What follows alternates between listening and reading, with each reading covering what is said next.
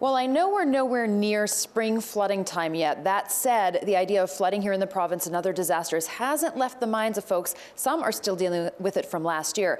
I am joined by Cheryl Baldwin, the disaster management lead with the Red Cross here in the province of Manitoba, to talk about the fact that you are thinking ahead about potential disasters here in the province and you need volunteers starting right now. So tell us about the volunteer situation that you need.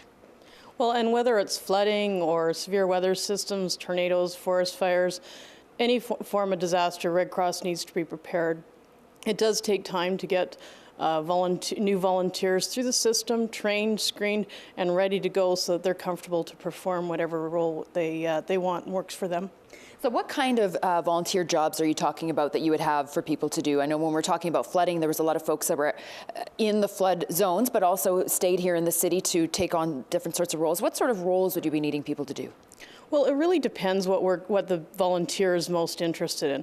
Every volunteer has different interests, different skill sets, so it depends what they're most interested. There's different roles from whether they want to be a supervisor, whether their interest is in human resources, logistics, whether they have a planning background, whether there's somebody who really, they're a caring, giving, warm person, and what they really want to do is just show that and listen and give comfort to somebody who really needs it in a hard time.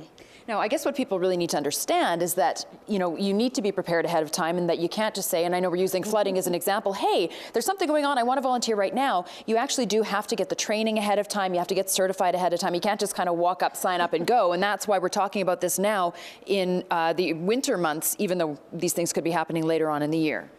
Yeah, I mean, ideally, people would get the training ahead and make sure that they're in the right position that suits them the best and has the training to do it.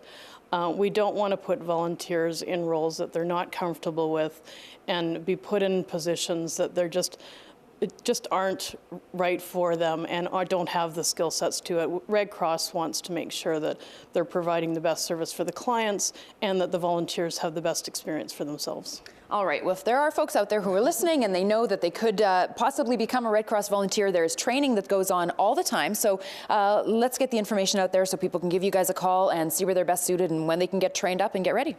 So if you want to volunteer for Red Cross, and it's a hugely rewarding experience. I was a volunteer myself for 25 years, so I'd really encourage it.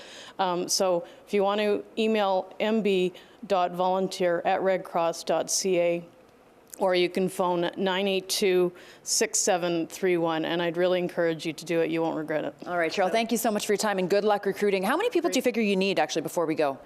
Well, we would love to reach, our target is about 100 people in Manitoba for the spring, by the end of the spring. And then we have even higher targets for next year. But we know Manitobans are up for the challenge. So. All right, folks, the information is on the bottom of your screen. Cheryl, thank you again so much for your time. Thank you.